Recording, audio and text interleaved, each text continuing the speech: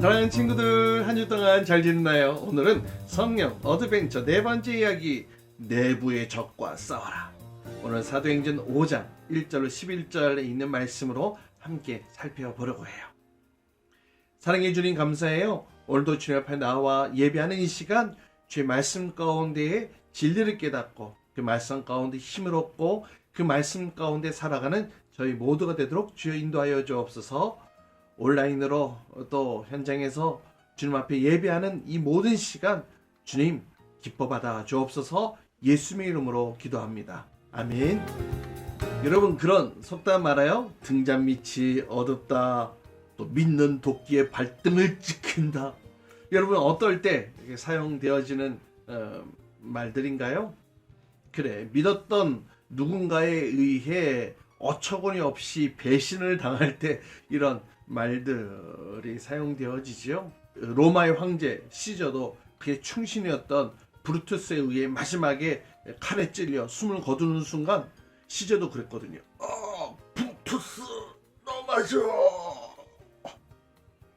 시저의 이 외침, 부하의 배신에 막 몸서리 쳐지는 그 막 억울한 막 그런 마음들이 담겨져 있기도 합니다.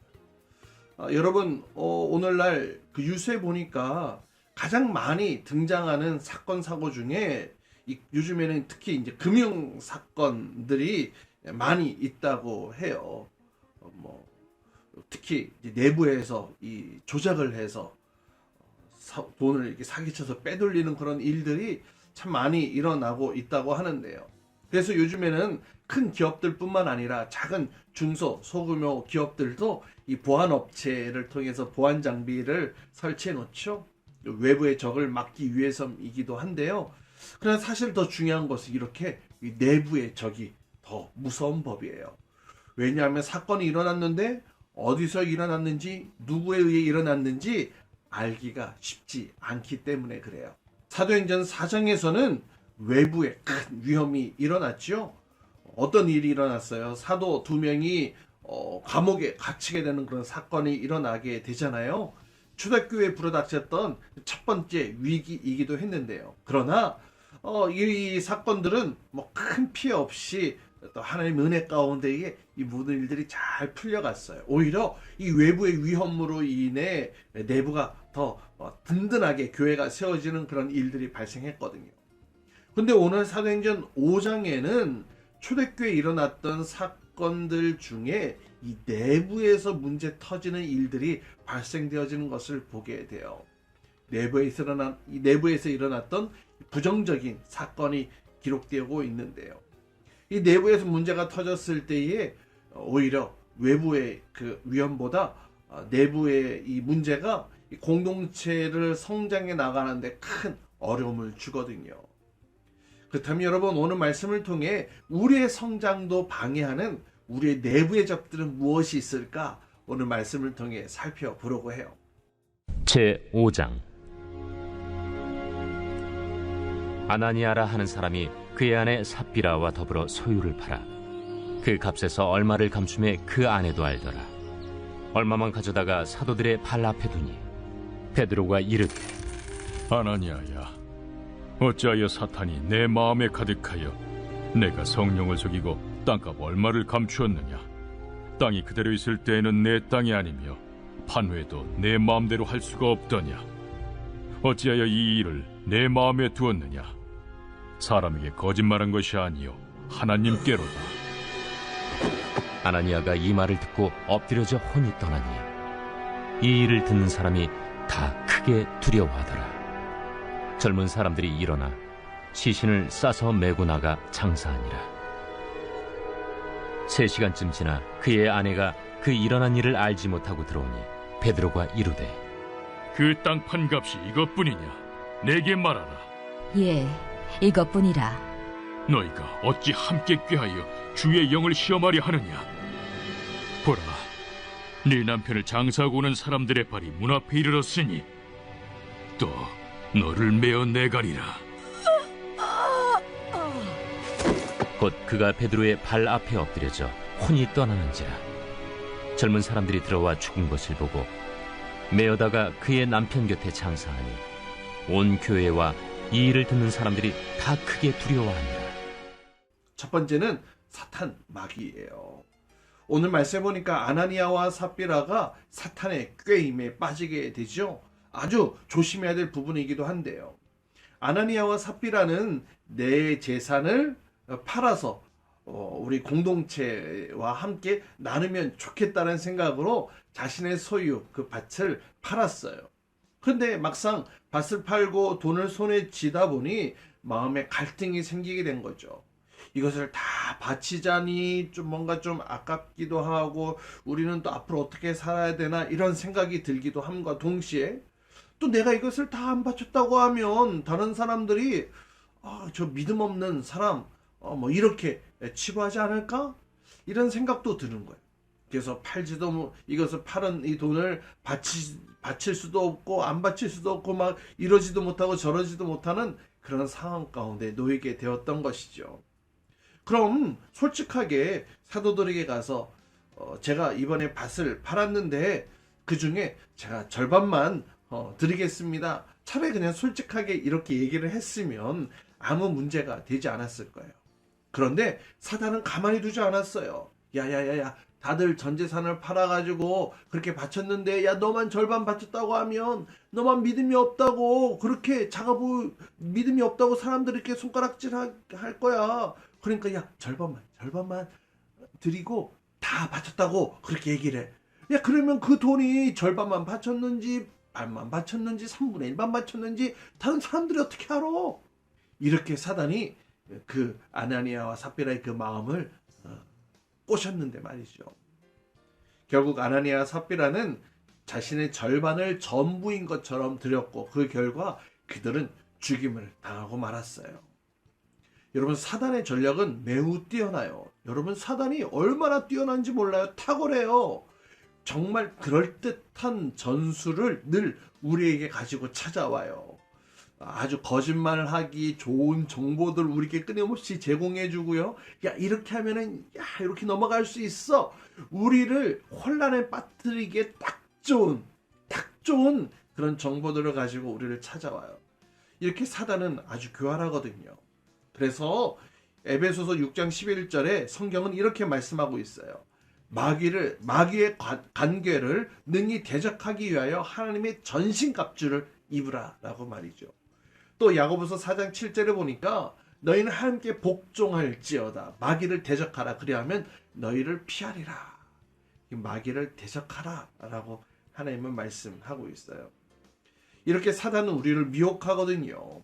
그래서 자꾸 이 얕은 꾀를 생각나게 해요. 핑계거리를 만들게 하고요. 거짓말하게 하고요. 여러분 그런 생각이 들 때마다 어떻게 되냐면 사탄아 물러가라. 내가 나를 넘어지게 하는구나. 예수님께서 하셨던 것처럼 우리도 사단을 대적해야 돼요. 이렇게 사단은 우리 내부에 아주 무서운 적으로 존재하고 있어요. 두 번째 적은요. 가장 가까이 있는 사람이에요. 무슨 말이냐고요? 오늘 말씀해 보니까 5절 말씀은 이렇게 시작하고 있어요. 아나니아라 하는 사람이 그 아내 삽비라로 더불어 소유를 팔아.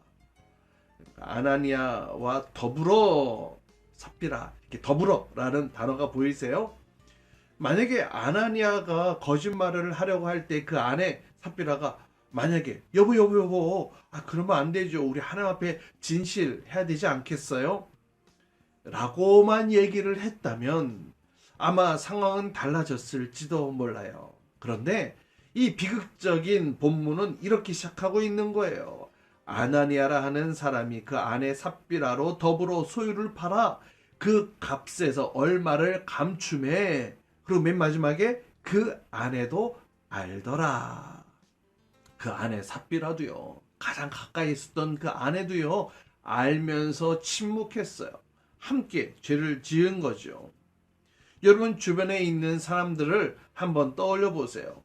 여러분이 혹 잘못된 일을 저지르거나 죄를 범할 때에 여러분에게 따끔하게 충고를 해주는 사람이 있나요?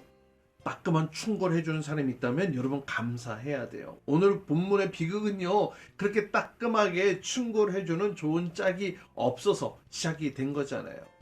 그러기에 여러분 주변에 예수님 잘 믿는 친구들을 더 많이 두세요. 그리고 또 교회 안에서 또 믿음의 친구들과 깊은 교제를 나누면서 함께 더불어서 성장해 갈 수 있는 것 아니겠어요. 서로 좋은 영향을 끼치면서 살아갈 수 있도록 말이죠. 그래서 교회 학교를 통해서 만나는 믿음의 친구들이 참 중요해요. 자, 세 번째는요, 회개하기 싫어하는 교만한 마음이에요. 아나니아와 삽비라에게 회개할 기회가 없었을까요? 아니요, 많이 있었어요. 땅을 판 이후에 그 돈을 감췄잖아. 그 감춘의 그 갈등할 때에도 사실 솔직히 고백하고 회개할 수 있었어. 또 이 값을 절반만 바치면서 사도에게 헌금할 때에도 사실 회개할 수 있었어. 그리고 마지막으로 이것이 정말 전부냐라고 베드로가 책망할 때에 그 순간에 아니에요. 제가 잘못했어요. 제가 죄인이에요. 사실은 이것이 절반밖에 안 됐던 거예요. 라고 솔직하게 회개하고 고백했다면 아마 죽음을 면했을지도 몰라요. 그러나 아나니아와 삽비라는 끝까지 회개하지 않았어요. 그 안에 삽비라도 마찬가지였다니까요. 오늘 본 말씀 사도행전 5장 7절로 8절 말씀 보세요. 3시간쯤 지나 그의 아내가 그 일어난 일을 알지 못하고 들어오니 베드로가 이르되 그 땅 판 값이 이것뿐이냐 내게 말하라 하니 이르되 예 이것뿐이니라 하더라. 이미 자기 남편이 거짓말해서 죽었어요. 근데 그 사실도 모르고 다시 베드로 앞에 왔을 때에 또 다시 질문을 했죠. 그때에 삽비라도 사실 기회가 주어졌던 거예요. 그러나 그 기회를 계속적으로 거절했죠. 그 결과 죽음이었습니다. 여러분 잘못했으면 회개해야 돼요. 묻어두면 안 돼요. 하나님은 회개하는 자에게 하나님께서는 용서해 주세요. 만약 회개하지 않고 죄를 묻어두고 있다면 여러분 당장이라도 하나님 앞에 죄를 구해야 되지 않을까요? 회개의 기회는 계속해서 주어지지 않아요. 언젠가는 결산한 날이 찾아오게 됩니다. 예수님 나의 구주를 영접하고 내가 그리스도 안에 있다면 나의 모든 죄를 다 이미 용서해 주셨기에 주님 앞에 나와 고백하는 것이 중요해요. 사랑하는 여러분, 아나니아와 삽비라 처음에는 선한 의도로 자신의 재산을 헌금하려고 준비를 했다가 결국 그의 인생은 죄악으로 인해 인생을 마감하고 마는데요. 여러분 나도 얼마든지 그럴 수 있다는 사실 여러분 우리가 기억해야 돼요. 그리고 잘못에 빠질 수 있다는 사실도 우리가 기억해야 돼요. 그리고 내 내부에 있는 가장 막강한 이 내부의 적을 우리가 기억해야 돼요. 우리가 이 내부의 적에 쓰러지면 안 되잖아요. 가장 무서운 적은요, 총 들고 칼 들고 우리에게 다가오는 사람이 아니에요. 어쩌면 가장 무서운 내부의 적은 가장 우리가 두려워야 될 적은 바로 거울 앞에 비친 내 자신이 아닐까 이런 생각을 해보게도 됩니다. 여러분 우리의 삶에 늘 하나님 앞에 우리의 삶을 늘 노출시켜서 그 말씀 앞에 우리의 삶을 늘 내어드려서 그 말씀 가운데 또 온전한 주일 성수 또 믿음의 생활을 통해서 하나님이 기뻐하시는 모습으로 주님 앞에 나아가는 또 우리의 삶이 날마다 승리 가운데 나아가는 그런 귀한 복된 삶을 사는 저와 여러분 될 수 있기를 우리 모든 선생님들 될 수 있기를 주님의 이름으로 축복합니다. 사랑의 주님 감사해요. 오늘도 주 앞에 나와 예배하는 이 시간 우리의 내부의 적 우리를 쓰러지게 하고 무너지게 하는 이 내부의 적에 맞서 싸울 수 있는 또 말씀과 능력과 용기를 주셨사오니 그 말씀 붙들고 살아갈 수 있도록 인도하여 주옵소서. 날마다 주의 말씀 앞에 또 말씀 안에 또 예수 그리스도와 더불어 예수 그리스도 안에 승리하며 살아가는 저희 모두가 되도록 인도해 주옵소서. 이제는 우리 주 예수 그리스도의 은혜와 하나님 아버지의 극지하신 사랑과 성령님의 대교통의 역사하심이 하나님의 말씀 앞에 내가 바로 서기를 원합니다. 나를 쓰러뜨리게 하는 이 사탄막이 내 안에 내부의 적에 내가 담대하게 싸워서 주님 내가 쓰러지거나 무너지거나 또 자빠지지 않고 주님 승리하며 나아갈 수 있기를 간절히 원해요. 성령님 도와주세요. 이렇게 기도하며 간구하는 우리 모든 친구들과 선생님들 위해 이제부터 영원으로 함께 하시기를 간절히 축원하옵나이다. 아멘.